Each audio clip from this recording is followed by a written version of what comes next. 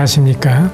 지난 시간에 이어서 민수기 11장 이후의 말씀을 살펴보도록 하겠습니다. 간단히 지난 시간에 말씀드린다고 하면 1장에서 10장까지는 이스라엘 백성들이 이제 행진에 앞서서 준비하는 모습이 나타나 있습니다. 그들은 먼저 계수했습니다. 그 60만이나 되는 젊은이들을 계수해서 군인으로서 충성할 것을, 또한 회막에서 봉사하는 일에 충성할 것을 교훈해 주시고, 구름기둥과 불기둥의 인도함을 받으면서 구름이 떠오르면 움직이고, 구름이 멈춰 있으면은 하루 이틀이든지 한 달, 두 달이든지 그대로 머물러 있어야 했습니다. 우리가 하나님의 영으로 인도함을 받는 그들이 곧 하나님의 아들입니다.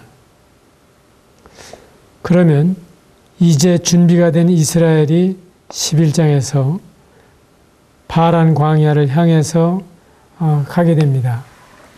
11장 1절 이후의 말씀을 보게 되면, 여호와께서 들으시기에 백성이 악한 말로 원망하며 여호와께서 들으시고 진노하사 여호와의 불을 그들 중에 붙여서 진영 끝을 사르게 하셨다 하는 말씀을 보게 됩니다. 당장 이스라엘은 이제 출발하면서부터 어려움이 닥치게 되자 이스라엘 백성을 따라 나온 이방인들이 먼저 선동하고 이스라엘 백성들도 동조하게 되는 모습을 볼 수가 있습니다. 이러할 때 하나님께서는 그들의 요구를 들어주셨지만 탐욕에 빠진 그들을 하나님께서 응징하시는 모습이 나타나 있습니다. 우리가 때때로 원망합니다. 불평합니다. 그리고 때때로는 다른 사람의 흉을 봅니다. 그렇다면 그 본질이 무엇일까요? 그 배경에는 사실 하나님에 대한 불신과 사단에 대한 괴계에 속고 있다고 하는 사실을 알아야 되는 것입니다. 우리가 누구를 원망하는 것이 아닙니다. 바로 이것은 하나님을 원망하는 것이며, 그리고 누구를 불평하는 것이 아니라 하나님을 불평하고 있다고 하는 것입니다. 왜냐하면 그를 지으신 하나님은 바로 그의 그 모든 원망과 불평의 대상이 되기 때문입니다. 그래서 고린도전서 10장 10절에서는 저희 중에 어떤 이들이 원망하다가 멸망시키는 자에게 멸망하였나니 너희는 저희와 같이 원망하지 말라 하는 말씀을 우리에게 주시고 있는 것입니다. 저는 이 사무실에 들어오면서 그가 없을 때에는 그를 칭찬하라, 그가 있을 때에는 그를 존경하라, 그가 괴로울 때에는 그를 도와주라 하는 구절이 그 돌에 새겨져 있는 문구를 보면서 교훈을 받습니다. 본 적이 있어요? 바로 이 건물 입구에 세워져 있는 돌인데, 저는 그것이 모든 진리는 하나님께 속했다 하는 말처럼 참 하나님의 마음을 잘 담고 있는 구절이다 하는 생각을 하게 됩니다. 12장에서는 또 미리암이 모세를 원망하다가 징계를 받는 사실이 기록이 되어 있습니다. 미리암은 누구입니까? 모세는 누구입니까? 미리암도 탁월한 믿음의 여인이었습니다. 어렸을 때 모세를 건져내고, 그리고 그 엄마의 젖을 다시 먹을 수 있도록 도와준 사람도 미리암이요. 그리고 홍해를 건넌 다음에 수많은 여인들의 리더로서 그들에게 주님을 찬양하도록 격려한 사람이 미리암이었습니다. 그런데 그 미리암이 모세를 원망하는 모습을 볼 수가 있습니다. 하나님께서는 전능하시지만 하나님께서는 사람을 통해서 일하시기 때문에 사람이 무너지면 하나님의 일이 무너집니다. 그리고 이러한 하나님께서 모세를 특별히 일꾼으로 세웠는데 이 권위가 무너지게 되면 그리고 이 권위에 대해서 도전한다고 하는 것은 바로 하나님께 대한 도전이라고 보시는 것입니다. 우리는 이렇게 생각하지 않습니다. 나는 하나님께 도전하는 것이 아니라 잘못된 권위에 대해서 도전한다고 생각하는 것입니다. 특별히 민주국가에서 이러한 권위의식은 대단히 희박한 것을 볼 수가 있습니다. 그러나 민주적인 방법으로 세워지는 권위도 권위요.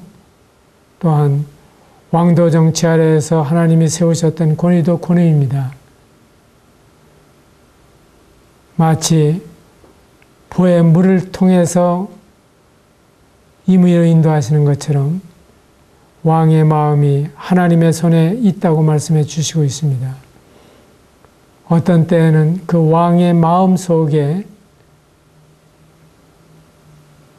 여러 가지 생각을 주시는 중에 그 일을 통해서도 하나님의 뜻을 이루시는 것입니다. 저도 어제 밤잠을 설쳤는데 1시 28분에 잠이 깨서 그때부터 이 말씀을 묵상하면서 잠을 이루지 못했습니다. 그런데 그 전에 보면 페르시아 왕이 밤에 잠이 오지 않아서 그 옛날 역사책 좀 읽어달라고 부탁을 했습니다. 우리나라의 세계문화유산으로 등록되어 있는 조선 왕조실록 같은 거죠. 그걸 읽다가 바로 모르드게 사건을 발견하게 됩니다. 그 사람에게 후이 상준 일이 있느냐, 그리고 그에 대한 충분한 보상이 되었느냐 하는 사실을 다그쳐 묻는 것을 볼 수가 있는데, 하나님께서 이처럼 왕의 마음이 보혜물과 같아서 하나님의 뜻대로 인도하시는 광경을 역력히 볼 수가 있습니다. 대제국을 건설했던 느부갓네살이나 페르시아를 건설했던 고레스 왕이나 그 다음에 헬라 제국을 건설했던 알렉산더 대왕이나 그리고 로마 제국의 시저나, 인간적으로 생각하면 대단히 위대한 인물들이지만 그러한 인물들을 세우시고 허르시고 심으시고 뽑으시는 분이 하나시며, 그들의 마음 가운데 주사위는 던져졌다 하고 로마로 향해서 진격을 하게 되는 시저와 같이 그 마음을 주관하시는 분이 여전히 하나님이시라고 하는 사실입니다. 그렇기 때문에 하나님께서는 인간이 세운 모든 제도를 주를 위하여 순복할 뿐만 아니라 또한 하나님께서는 모든 권위에 대해서 순복하기를 기대하십니다. 13장에서 가나안은 하나님께서 이미 약속하신 땅입니다. 젖과 꿀이 흐르는 땅, 그 땅을 내가 너 자손에게 주리라고 말씀을 하셨습니다. 그렇지만 백성들은 정탐을 하겠습니다 하는 겁니다. 그랬을 때 하나님께서는 우리가 강청하게 되면 그런 일들에 대해서 허락을 하시기도 하시고 묵인하시기도 하십니다. 하나님은 전지전능하신 분이시며 무엇이 최선인가를 알고 계시지만 인간이 로봇처럼 복종하기를 원하시는 것이 아니라 그의 신앙 양심에서부터 분별하고 결단을 내리고 순종하기를 원하시기 때문에 우리는 13장에서 그들이 정탐을 하는 모습을 볼 수가 있습니다. 그런데 14장의 정탐의 결과는 어떤 모습으로 나타나고 있습니까? 불신에서 시작된 정탐이기 때문에 결과 보고는 부정적이었고 40년의 방황이 따르게 되는 것을 볼 수가 있습니다. 성도의 불신과 불순종이 전 생애를 낭비하게 될 수도 있다 하는 사실을 보여주시고 있는 것입니다. 그래서 히브리서 3장에서는 오늘날 너희가 그의 음성을 듣거든 노하심을 격동할 때와 같이 너희 마음을 완악하게 하지 말라. 듣고 격노하던 자가 누구냐? 모세를 쫓아 애굽에서 나온 모든 이가 아니냐? 또 하나님이 40년 동안에 누구에게 노하셨느냐? 범죄하여 그 시체가 광야에 엎드러진 자가 아니냐? 또 하나님이 누구에게 맹세하사 그 안식에 들어가지 못하리라고 말씀하셨는가? 곧 순종치 아니하던 자에게가 아니냐? 이로 볼 때에 저희가 믿지 아니함으로 능히 들어가지 못한 것이다. 그 결과는 뭡니까? 불순종한다고 하는 사실은 불신입니다. 원망한다고 하는 사실은 불신입니다. 불평한다고 하는 사실은 불신입니다. 권위에 대해서 도전한다고 하는 사실은 불신입니다. 마치 하나님 그렇게 하지 마십시오. 그렇게 하면 안 됩니다. 하고 하나님을 타이르려고 하는 사람과 같은 거죠. 마치 예수님께서 내가 이 반석 위에 내 교회를 세우리니 음부의 권세가 이기지 못하리라고 말씀을 하셨을 때 그때에 예수님께서는 이제 장차 내가 고난을 받고 죽은 다음에 사흘 만에 살아날 것이라고 하는 위대한 계시를 제자들에게 말씀하셨습니다. 다른 제자들은 감히 예수님 앞에 입도 뻥끗할 수가 없이 당황하고 있었고 베드로는 주님 그렇게 하지 마십시오. 주님이 죽으시다니 말이 됩니까? 하고 주님을 만류하시는 것을 볼 수가 있습니다. 그때 주님께서는 말씀하시기를 사탄아 내 뒤로 물러가라. 너는 나를 넘어지게 하는 자로다. 하나님의 일을 생각하지 아니하고 사람의 일만 생각하는구나. 인간적으로 생각할 때에는 어떻게 창조주이신 예수님이 죄인의 불법 재판에 의해서 죽으셔야 합니까? 그것도 인류 가운데에서 가장 비참한 모습으로 죽으셔야 하다니 이 말이 됩니까?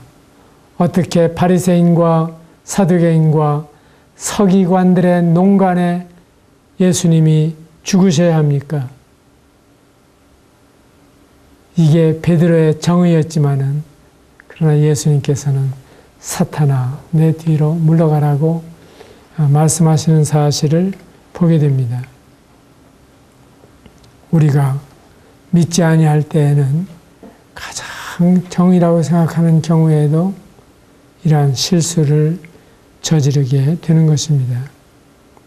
15장에서 하나님께서는 약속의 땅에 들어갈 새로운 세대를 교훈하신 후에 그리고 그들의 겉옷 옷단에 귀에 술을 만들어서 그것을 볼 때마다 말씀을 기억하도록 하셨습니다.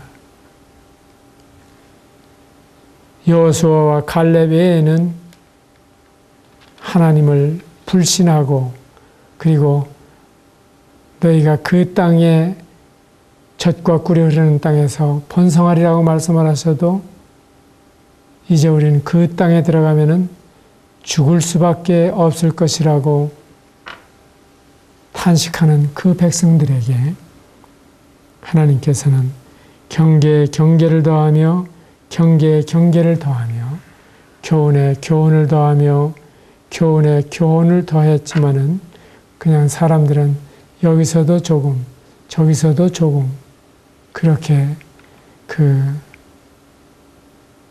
하나님의 말씀을 적당히 듣고 그리고 자기 소견에 오른 대로 판단하고 하나님이 그렇게 말씀하셨지만 어떻게 꼭 그렇게 할 수가 있겠나 하고 자기 나름대로 적당히 믿고 적당히 순종하고 적당히 따르려고 하는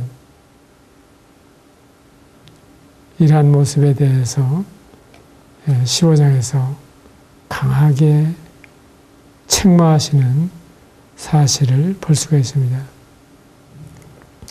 지금 이제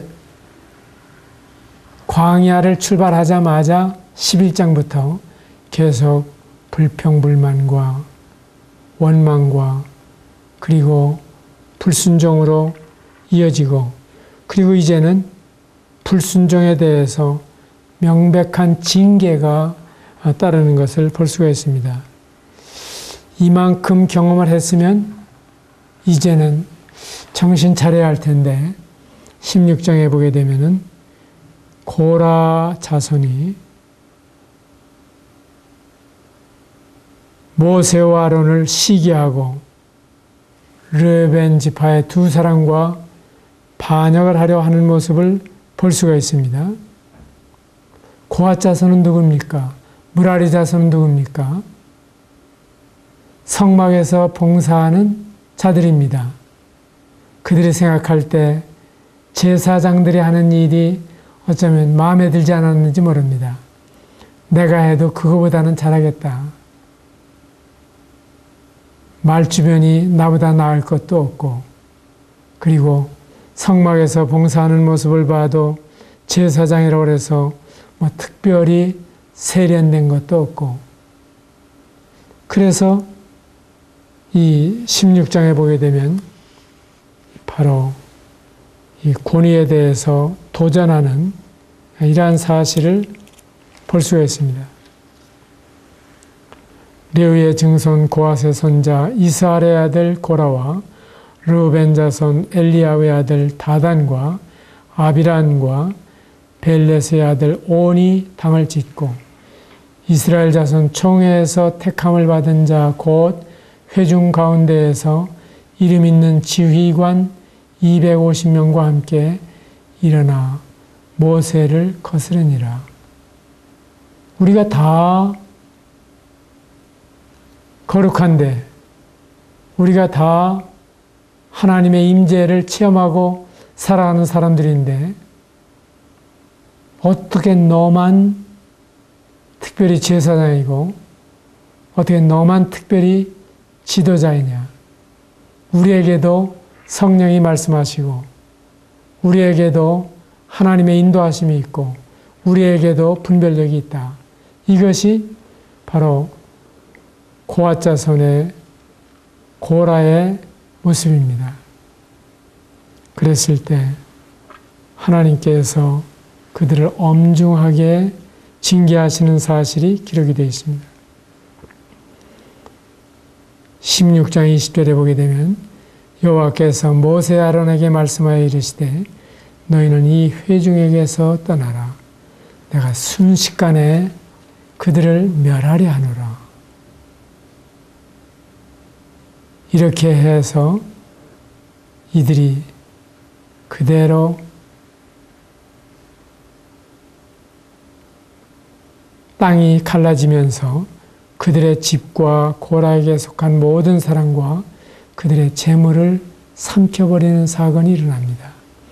지금 세계 도처에 지진에 관한 소식을 듣는데 우리는 이와 같은 일이 우연이 아니라고 하는 것을 알고 있습니다.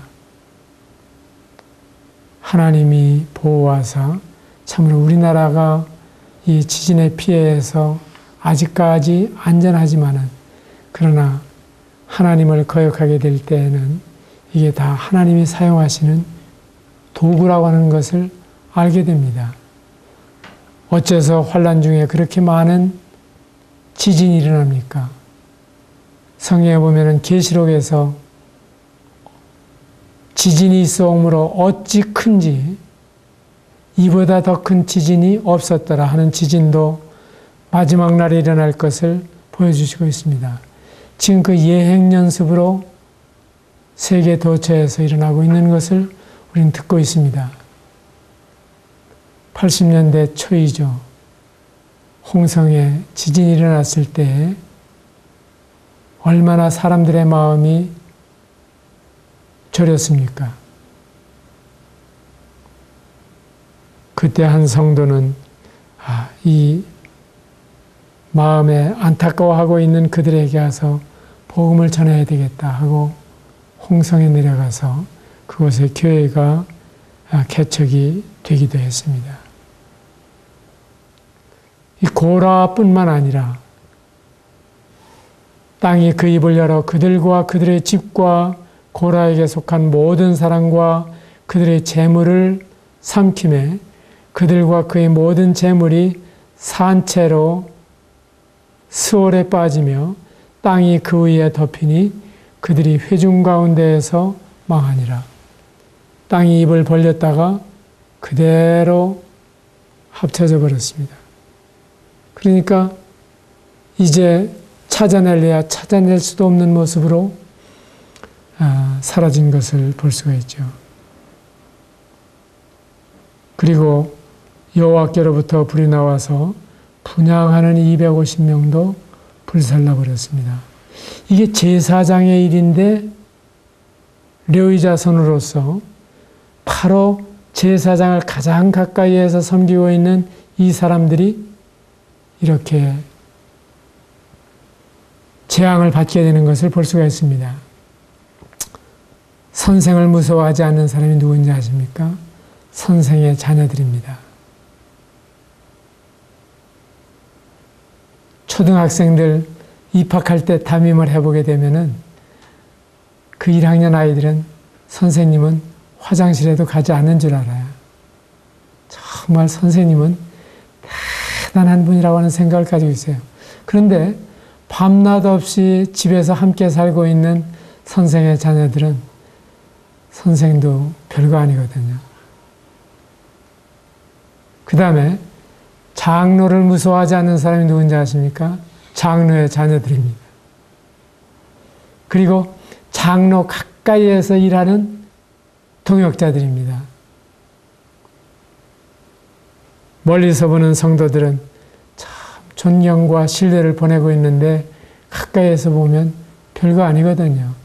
말에도 실수가 있고 행실에도 실수가 있고 특별히 권위라고 내세울 게 없잖아요.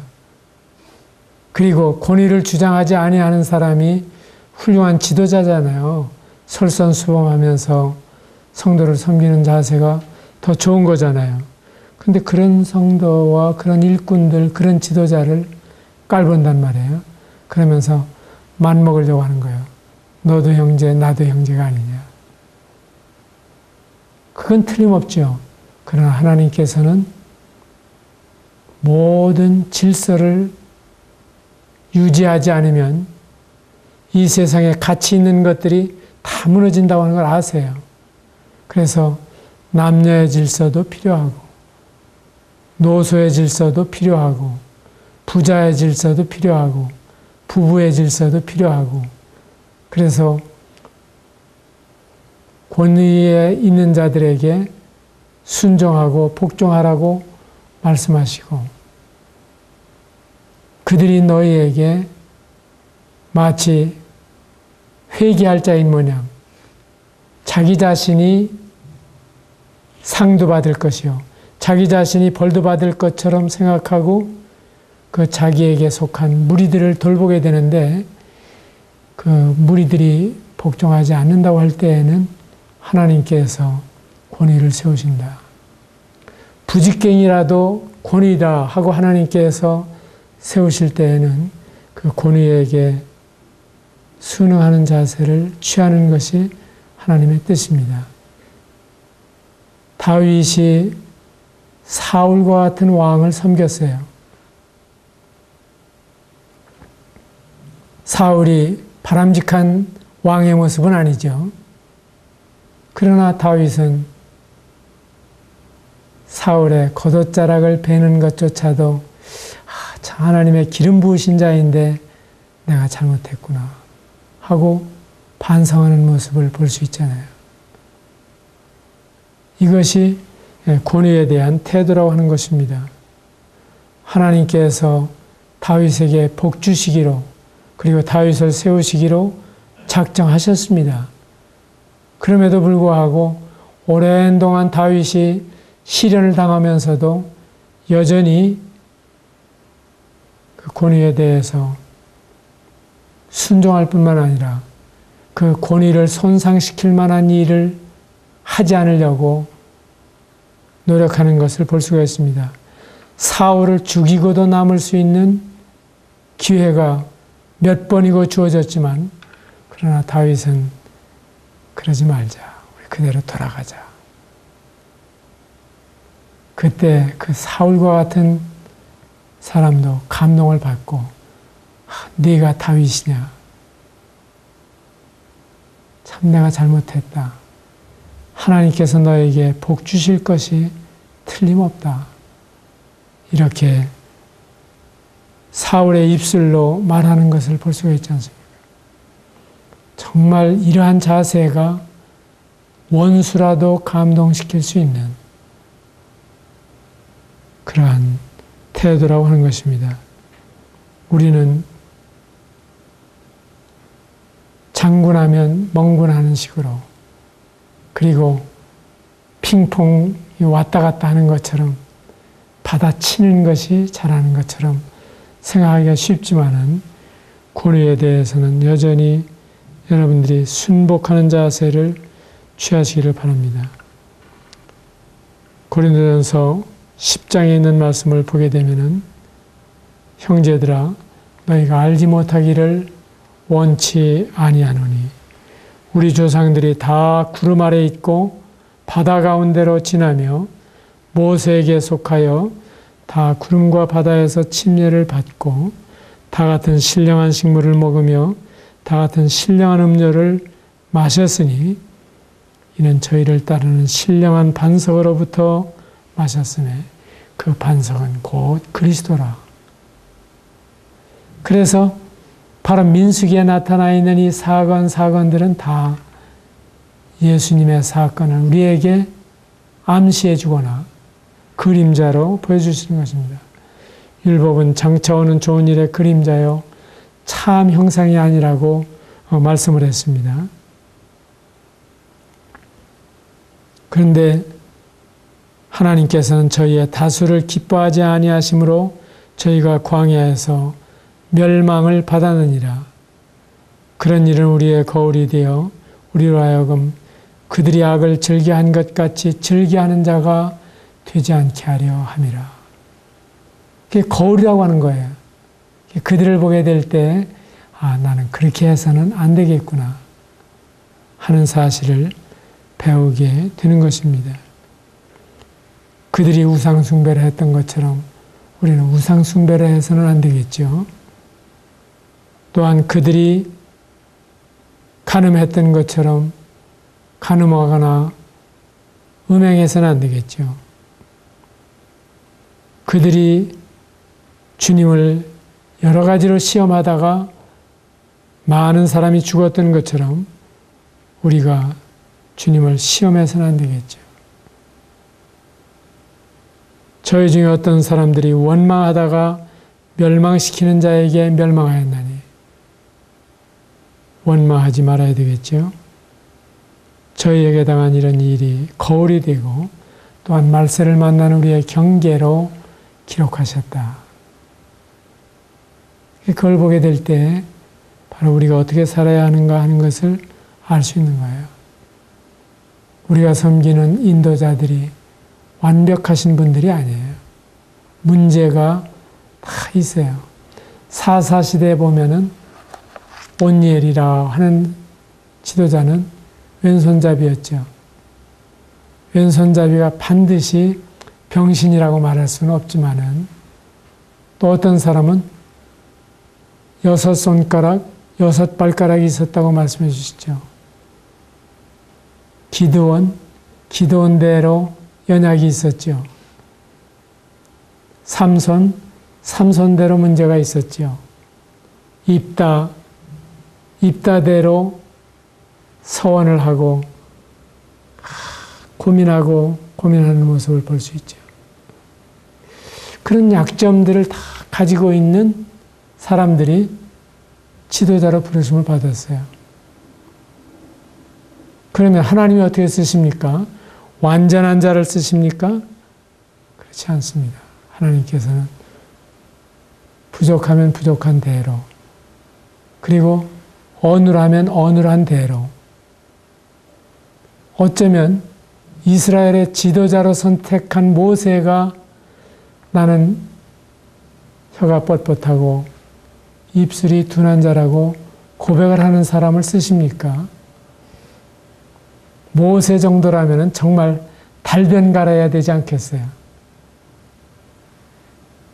그러나 하나님께서는 오히려 약한 자를 들어 강한 자를 부끄럽게 하려 하시고, 그가 유창한 말로 하지 않았지만 그가 한 말을 하나도 헛되이 돌아가지 아니하고 그대로 이루어지게 하심으로 말미암아 참 권위 있는 말씀인 것을 증명하셨습니다.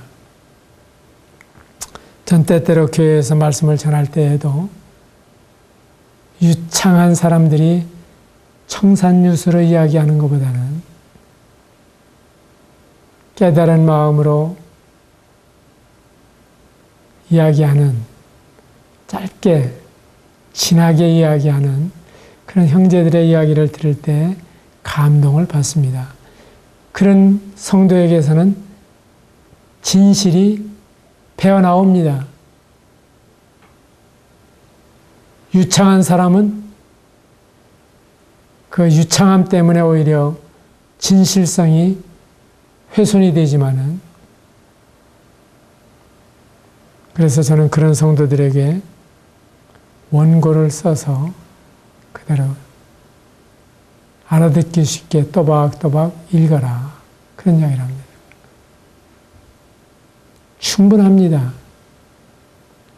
문제는 그것이 하나님의 진실을 전하는 일이기 때문에 정말 1.1핵도 없어지지 아니하고 그대로 이루어질 말씀을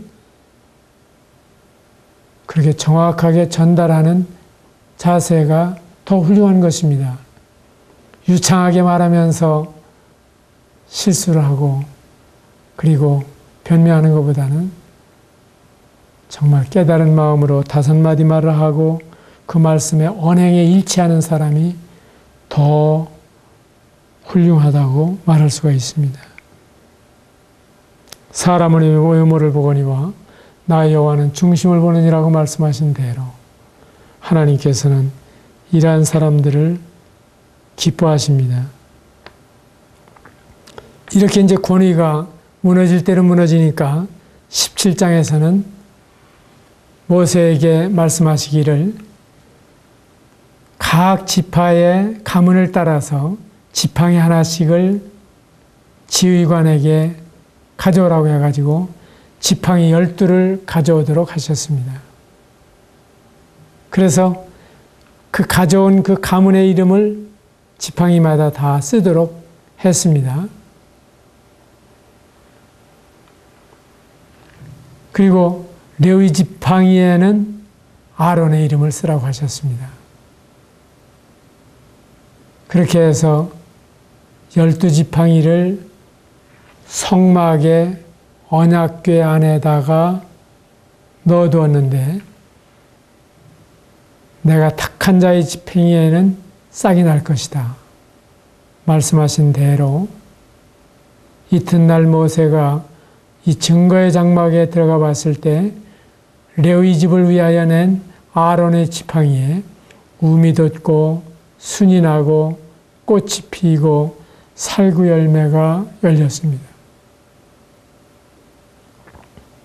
이러한 사실을 통해서 하나님께서는 권위가 얼마나 중요한가 하는 사실을 분명하게 보여주십니다.